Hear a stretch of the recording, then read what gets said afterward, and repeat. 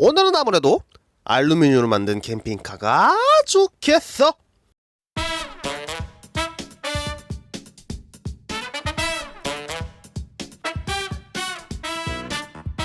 네, 안녕하세요. 카운티 캠핑카에서 서식하는 남자, 인생을 모험하는 유튜버 캡틴 또라이입니다.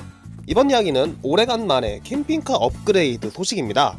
캠핑카 실내 가구들을 알루미늄 자재로 맞춤 제작하고 버스 위에 루프탑 테라스를 올려 2층 집으로 만들어봤어요. 그 제작 과정과 변신한 모습을 소개하겠습니다. 우선 양산의 범털림 작업장에 맡겼던 작업부터 시작할게요. 스페어 타이어 자리를 뜯어내고 스텐함을 만들어 넣어 배터리 수납 공간 하부 전기실을 만들었어요. 뒷문을 열고 아래 덮인 뚜껑을 들어 올리면 이렇게 배터리가 들어있고요. 옆에는 다르다 충전기와 1.5kW 인버터가 들어있습니다. 배터리와 인버터와 충전기에서 옆에 있는 구멍으로 전선을 빼서 차량 하부에서 뒤쪽으로 연결된 상부 전기실이고요. 태양광 컨트롤러와 220 전기 코드, 24V 시거잭과 12V 시거잭, 24V 단자대가 이렇게 연결되어 있습니다. 냉장고도 덩치 큰 놈으로 새로 들였습니다. 156L 12V 제품이고요. 원래는 220V로 나오는 제품인데 DC로 개조했다가 사이즈가 안 맞아 중고로 나온 물건을 가져왔습니다. 제 차는 24V 배터리 기반이라서 12V 다운 컨버터 시거잭 제품도 같이 구매해 냉장고를 운영하고 있어요. 이 좁디 좁은 캠핑버스 안에서도 집다운 구색을 갖추기 위해 공간 분할을 해보자면 운전석 겸 침실과 먹고 노는 거실과 창고로 쓰는 다용도실, 이렇게 실내 공간을 나눠봤는데요. 우선 운전석 겸 침실부터 시작해볼게요. 기존에 설치했던 게이밍 의자를 뜯어내고 카니발 3열 시트를 달아봤습니다. 이게 작업이 정말 까다롭고요.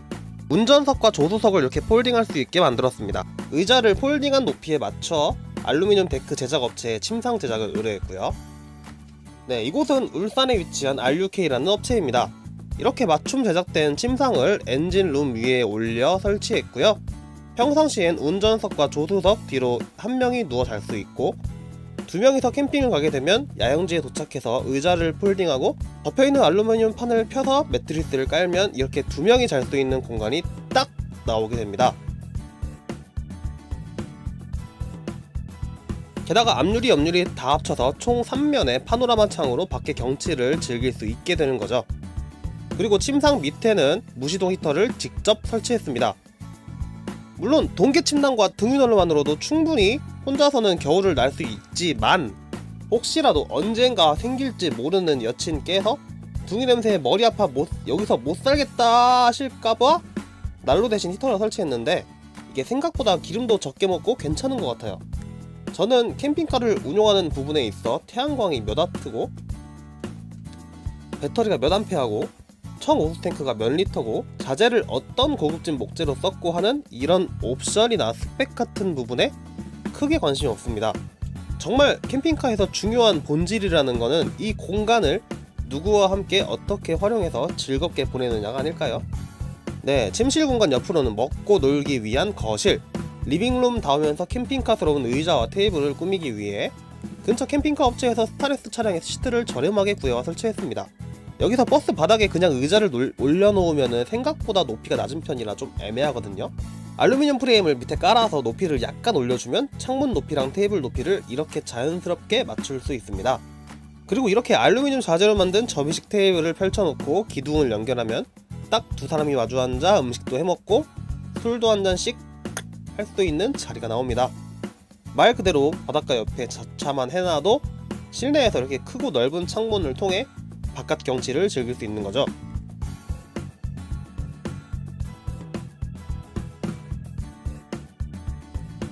테이블 맞은편으로는 싱크대와 렌지장, 옷장을 싹 뜯어 고쳤는데요. 싱크대는 이케아 제품으로 순네르스타라는 브랜드입니다. 이게 진짜 대박인게요. 스텐싱크 볼, 스텐싱크 상판에 수납 공간에 생기는 프레임까지 합쳐서 딱 10만원 밖에 안합니다. 게다가 직접 설치해보니까 카운티 숏바디 기준으로 출입문에서 휠하우스까지 길이랑 딱 맞게 들어가더라고요. 싱크볼 밑에 전자레인지가 있는데 이게 그냥 전자레인지가 아닙니다. 전자레인지, 오븐, 에어프라이어 기능이 다 들어있는 제품인데, 이 멀티오븐 하나에 코드만 꼽으면 언제 어디서든 다양한 조리가 가능해지는 거죠.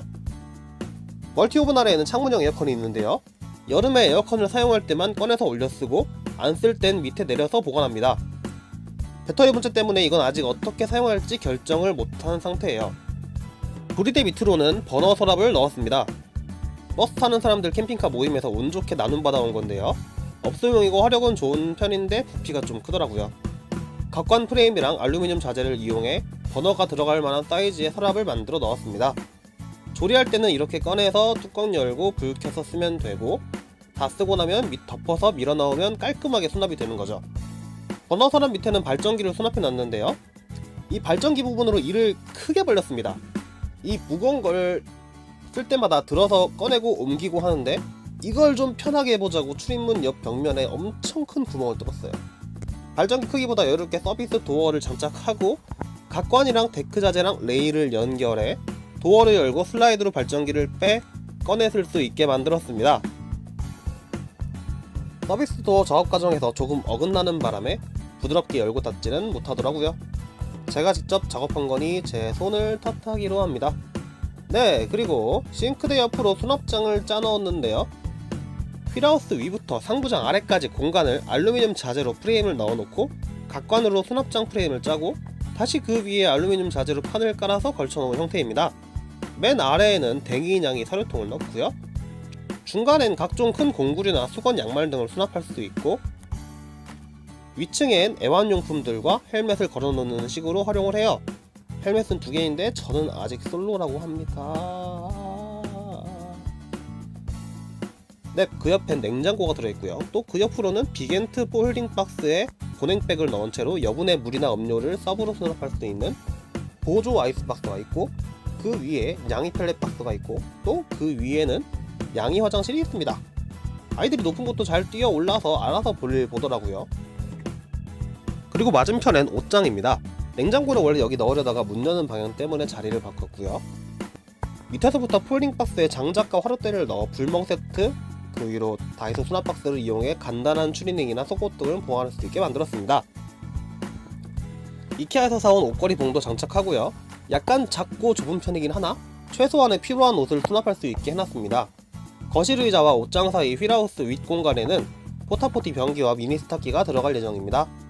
뒷문과 옷장 사이 뒤쪽 공간에는 청수통, 오수통, 온수기를 넣을 예정이고, 이건 다음 업그레이드 이야기 때 보여드릴게요. 자, 드디어 대망의 알루미늄 루프탑 테라스입니다.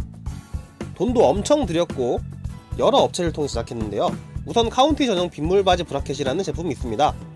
울퉁불퉁한 지붕면에 구멍을 내거나 하는 방법보다 빗물바지에 걸쳐놓는 게 안전하겠다 싶었죠. 브라켓은 직구로 주문하고 브라켓에 맞는 가로바를 루프탑 제작업체에 맡겨 주문했습니다. 보통 일반 차량에는 2개 정도 가로바를 설치하는데 제 차는 무게도 있고 크고 넓고 높으니까 4개 설치했어요. 가로바랑 다른 업체의 루프 바스켓을 제작했는데요. 바스켓 사이즈는 2000에 1500 정도 되고요. 보통 스타렉스나 카니발 차량에 어울리는 사이즈라고 합니다. 바스켓 사이즈에 맞춰 알루미늄 데크 제작업체의 데크 제작도 맡겼습니다. 이 알루미늄 데크라는 게 좋은 점이 참 많은데, 방부목에 비해 가볍고 튼튼하고 오래가는 알루미늄 소재라서 오일 스테인 같은 걸로 관리해줄 필요도 없고요.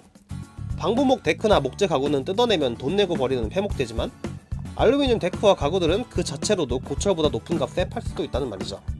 본의 아니게 환경까지 생각한 그런 자재로 작업하게 됐네요. 제 캠핑카는 크고 높고 넓습니다. 태양광 패널을 4장 정도 올려서 1000W 이상의 전기 생산을 한다면 냉난방이나 일상생활에 전혀 꿀리지 않게 살 수도 있었겠지만, 저는 2장만 올렸습니다.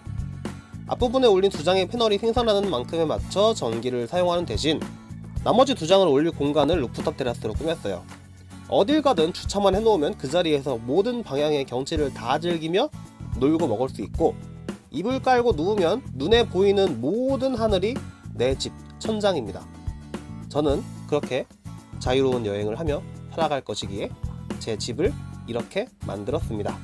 덧붙여 요 근래 제 생활에 대한 이야기를 하자면, 한 달 생활비를 거의 20-30만원대까지 줄이면서 급여로 받은 돈과 그동안 모아둔 돈까지 탈탈탈탈 털어서 캠핑카 업그레이드에 쏟아붓고 있습니다. 그 점에 대한 제 생각과 가치관을 이야기해볼게요. 네, 혼자서 아이 넷을 키우며 집 대신 캠핑카에 거주한 지 1년이 되어갑니다. 살아보니 의외로 생각보다 훨씬 더 즐거워요. 저는 여행을 좋아하기에 아이 넷을 데리고 언제든 어디로든 여행을 떠날 수 있어서 좋고, 댕이들은 매일 밖에 나가 줄없이 마음껏 뛰어놀 수 있으니 얼굴에 해맑은 미소가 가득하고요. 양이들은 안락한 공간에서 살며 매일 앞유리창 밖으로 계속 바뀌는 풍경을 보며 햇볕을 충분히 쬐고 기지개 펴면서 하품하고 굉장히 편해 보입니다. 제가 앞으로도 계속 이렇게 살아간다면 이 아이들에게 있어서도 더할 나위 없이 즐거울 겁니다. 아이들에게 이렇게 해주면서 저 자신도 즐겁고요. 그렇게 저는 더더욱 제 인생에서 많은 사람들이 중요하게 여기는 가치들이 불필요하게 느껴집니다.